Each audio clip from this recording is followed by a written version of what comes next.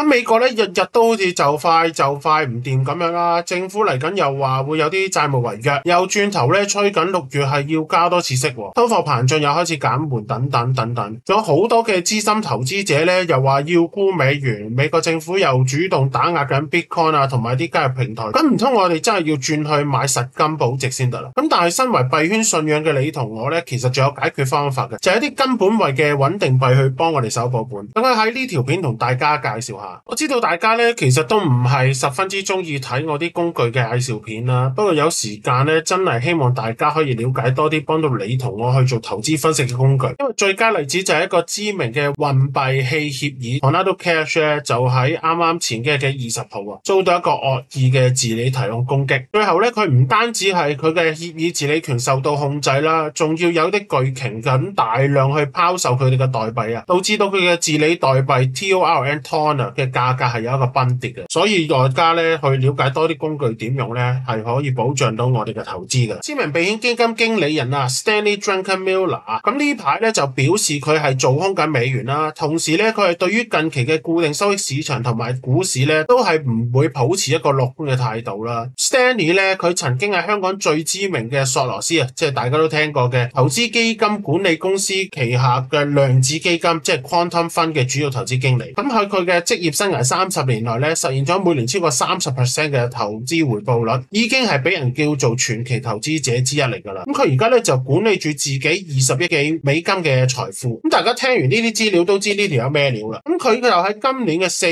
月喺挪威央行嘅一個演講裏面有表示咧，固定收益市場係缺乏咗一個利潤空間啦。咁股票市場個情況又係非常複雜，而家係做緊一個沽空美元嘅動作。咁佢認為咧喺固定收益嘅領域咧係睇唔到有好嘅機會。咁佢同時咧亦都認為長期固定收益工具係冇乜吸引力啦。咁同時咧佢亦都話俾大家聽佢係投資咗黃金。咁呢個就係今日我想同大家講嘅嘢啦。咁但係大家既然都係信得 coin 同埋炒 coin 嘅人，咁當然最好嘅答案咧就係買呢個黃金嘅穩定幣或者係叫做代幣化嘅黃金啦。咁代幣化黃金嘅原理咧其實同穩定幣好似嘅，佢哋嘅價格咧就係同黃金去做掛鈎。咁個優點就係咧你係唔需要支付一啲 ETF 類嘅管理費啦，都唔需要承擔一啲金條嘅儲存成本啦，同埋一啲拎嘅風險。咁目前最大嘅代幣化黃金發行者咧就係一個穩定幣嘅發行商 Paxos， 咁另一個咧就係由 USDT 嘅發行商 Tether 去發行嘅一個叫做 Tether Gold 嘅嘢。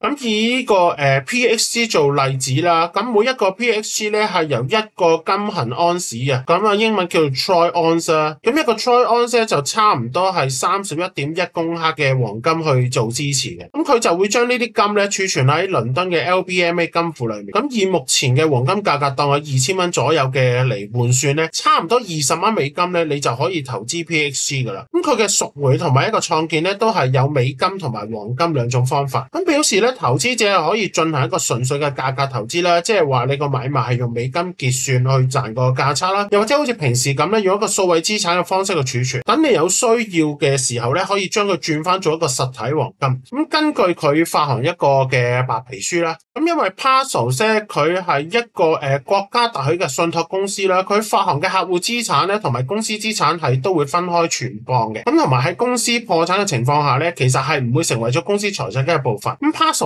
亦都會每個月咧去請一個獨立嘅第三方會計師事務所去出呢個鑑證報告。咁若果大家信佢機制嘅話咧，會俾你去買倫敦金啊、紙黃金啊、實金咧嚟得更加方便交易同埋安全啦。尤其是我哋都係呢個 crypto 嘅信仰者啦。咁咧就睇翻 Paxos 佢喺3月份嘅最新報告啦，佢係發行咗26萬幾個 token， 咁佢目前嘅市價就差唔多係5億2美金左右啦。咁 PXG 佢目前咧係會喺交易所咧都買得到嘅。咁呢個係其中一個大家去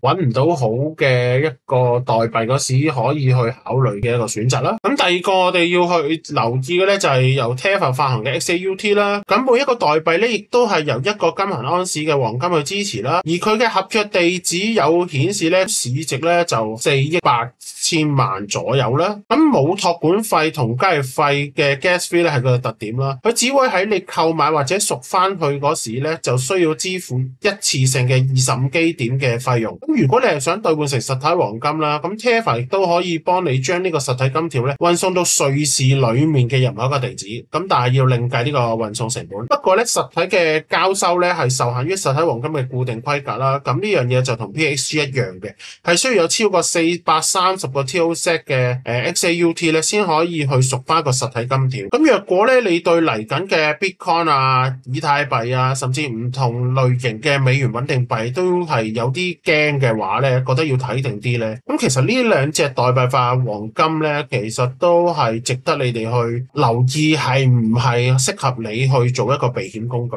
我哋睇到咧呢一位叫佢做阿 Sam 啦，佢嘅 Twitter， 咁佢係 Paradigm 嘅研究員嚟嘅，咁佢就講咧 Tornado Cash 咧就喺5月10號受到一個惡意治理嘅提案攻擊，導致 Tornado Cash 治理權限咧係俾攻擊者完全掌控咗嘅。咁佢哋做嘅方式大概咧就係知道係一個攻擊者咧之前係有提供一個治理提案啦，咁阿 Sam 就表示咧，一旦呢個提案係俾投票通過咗咧，咁攻擊者就可以用呢個函數咧去更新咗成個提案嘅邏輯，同埋去俾佢哋自己一個大量假投票嘅能力啊。咁好明顯攻擊者係成功咗啦，咁佢就俾咗自己呢120萬張投票之後咧，就超過咗原本70萬張嘅有效票，令到成個協議嘅治理權限咧係俾佢控制咗。咁透過咧贏到呢個治理控制權啦，咁攻擊者咧就提取晒所有被鎖定嘅投票，同埋拎走晒咧成個治理合約裏面嘅代幣，最後咧甚至令到成個協議嘅路由器都用唔到。不過唯一值得慶幸嘅咧就係呢個攻擊者咧係冇辦法將個人流動性池嘅代幣攞走啦，咁即係話咧係嗰啲參與咗運幣嘅資金。咁喺觀察咗攻擊者嘅地址之後，就發現咧攻擊者咧係超過3次嘅合約互動裏面喺呢個治理金庫咧提出咗48.3萬個 TORN 嘅代幣，同埋就以大概1個5毫半到1個9毫半美金嘅價格咧喺好多筆嘅交易裏面咧陸續出售咗嘅，好似圖裏面呢度顯示啊。咁大量嘅代幣拋售咧，亦都令到湯嘅價格係崩跌咗啦。呢件事發生之後咧，湯其實係有跌咗30%嘅。咁不過我哋識得多啲技術咧，就可以幫到我哋可以停止呢個損失啊，或者可以仲有機會咧執到啲錢啦。咁好似湯咧，佢之前就係有跳水啦，跌咗30%啦，就去到3個6毫1左右啦，之後就止跌回升。咁而家都差唔多去翻平均價係4個6左右，咁升翻咧近1蚊啊，即係又係去翻40%左右嘅漲幅。咁若果團隊咧可以趁住呢一次嘅唔好彩啦，去改善翻呢個漏洞，咁去翻之前啊，之前大概係平均呢個佢最低係呢個3個6一啦，其實佢跌之前咧個均價係6個幾嘅。咁希望咧呢隻嘢啊有機會咧就止跌回升去翻6蚊佢呢個正常水平，咁可以幫到大家去走一轉贏啲錢。咁若果照翻而家呢個水平大概4個6，真係去翻6蚊嘅話，都唔好貪心啦，去翻6蚊都有成40幾50% 賺㗎都係。咁希望大家可以留意呢隻嘢啊，睇下有冇機會去贏到呢50% 嘅升幅啦。咁中意呢啲片嘅題材咧，多謝大家俾個 like 我，等我知道咧你哋中意邊啲類型嘅題材啊。下條片再同大家傾過，拜拜。